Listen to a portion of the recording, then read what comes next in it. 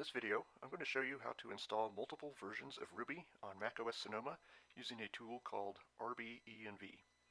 Mac OS comes with Ruby already installed, so why would you want to install a different version? Well, the version that Mac OS comes with is currently an older version, and perhaps some utility that you want to use requires a newer version, or you're developing a tool in Ruby and you want to use a newer version of Ruby.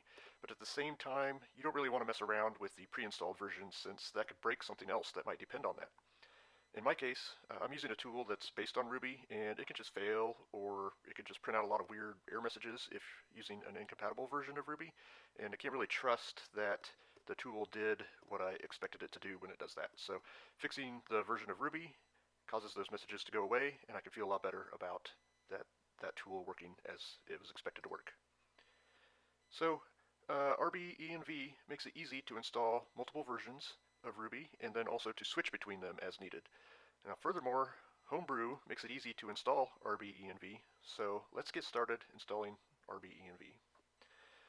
Now my machine here has never had Ruby installed, but I do have Homebrew installed and the Xcode command line tools, and I'll leave a link in the description to my video that shows how I did that. So first, let's open a terminal and let's see where Ruby lives on our system. So open terminal here, and we will first run which Ruby, and we can see it's in /usr/bin/ruby. That's the path to the system version. If we run ruby -- version, we can see that it's version 2.6.10, and it appears to be from April of 2022. That's almost 2 years ago from when I'm recording this, so this is probably a pretty old version. So next thing we're going to do, let's open a browser and let's go to the rbenv GitHub page, which is at github.com/rbenv. Let's see, did I type right? rbenv/rbenv. Alright, and we're going to scroll down to the installation instructions. So down here, okay, we can see that in step 1 there is a Homebrew section, and it wants us to run brew install rbenv ruby-build. So before I do that though, I'm going to run brew update to make sure that Homebrew and all the formula are up to date. So brew update. There shouldn't be a whole lot that's changed since it wasn't very long ago that I installed Homebrew. Okay, so that's completed already. So now let's run the instructions, the command that the instructions said to install. So let's run brew install rbenv space ruby-build. And we'll let that run for just a moment. Completes somewhat quickly, so I don't see any special instructions printed. So let's go back to the instructions in the browser, and let's look at step 2. Alright, step 2 says we need to learn how to load rbenv into our shell, and to do that we run rbenv init and then read and follow the instructions that it prints out. Okay, so go back to our terminal, rbenv space init, and pretty quickly printed out something here. So it says load rbenv automatically by appending the following to ~/.zshrc. So I'm going to copy this line here using Command C, and I'm going to use nano -w ~/.zshrc. Press return. Okay, I'm going to come to the end, and I'm going to paste in that line, and then I will press Control O and return to save the file, and then Control X to exit. Now if we go back to the instructions and go to step 3, it says close your terminal window and open a new one so your changes can take effect. Alright, we'll go here, we'll quit terminal, and then I will go ahead and open a new one. Alright, so now if we go back to the instructions again and we click the link that is right after step 3, it says install some Ruby versions. We'll get some new instructions here that we can follow. So here's where things get a little bit tricky. Before we can install a new version of Ruby, we need to make sure that our build environment is ready for that. So let's follow the Your Build Environment link right here. Now here it explains the things that can go wrong if you don't have all the right build dependencies installed. You'll need the Xcode command line tools and several Homebrew packages installed. I already have the command line tools installed since I just installed Homebrew recently and it required those tools. But if you've possibly removed it or you're not following the Homebrew instructions, you'll need to run this Xcode select -- install command to install the command line tools. So I don't need that, so I'll skip on to the next command, which is to install these dependencies via Homebrew. So I'm going to copy this line, and I'm going to paste that into the terminal. And we'll let that run for a second. That was quick. So now, back on the instructions,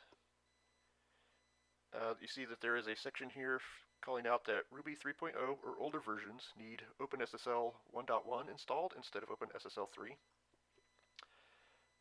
So if you plan to use Ruby 3.0 or older, you're going to need to run this command to install that version of OpenSSL. I don't need that, so I'm going to skip it. Now similarly, there's an instruction for Ruby 3.2 and higher. This says that if you need the YJIT enabled in the Rust compiler, then you need to install Rust and run this command to enable YJIT. I'm not really familiar with all that exactly. I don't think I need it, so I'm just going to skip this part as well. And then I'm going to click it looks like that's the end of the instructions, so I'm going to click the back button, and now I'm back at some of the instructions for installing new versions of Ruby. So let's say that we want to see which versions we currently have installed. We're going to run rbenv versions.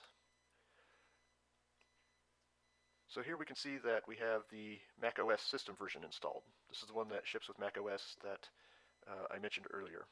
If we run rbenv install -l, that's a lowercase l, and press return, it will list out all of the available stable versions of Ruby that we can install using this tool. So let's say we want to install 3.3.0. That looks like the latest primary version here. So let's run rbenv install 3.3.0.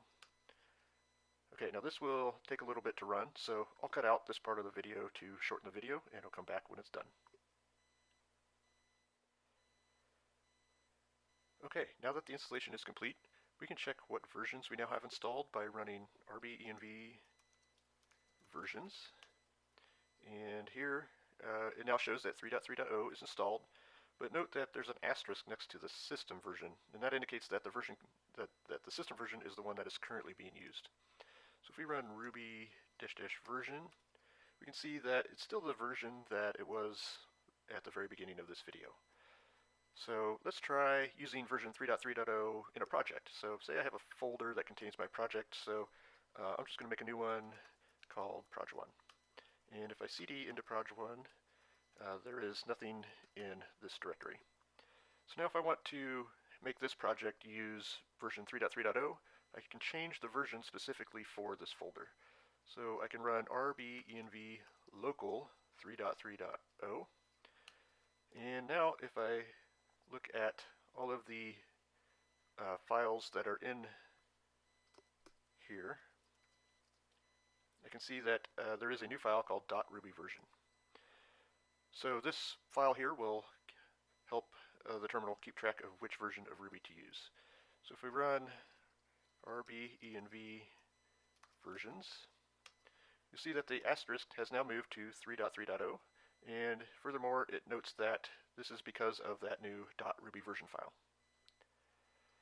Okay, so next let's say I go to some other folder, so we'll just go up a directory, and now if I do rbenv versions, you can see it has automatically switched back to the system version. So anytime I go into my project folder and I want to work on this project and it has a dependency on version 3.3.0, it will be using 3.3.0 automatically based on that file there. So, there's plenty more information in the instructions on the GitHub page, and there's a lot of other tutorials out there that show you how to take advantage of rbenv, so I encourage you to go take a look at those resources, and I hope that this video helped you get started using rbenv on your Mac.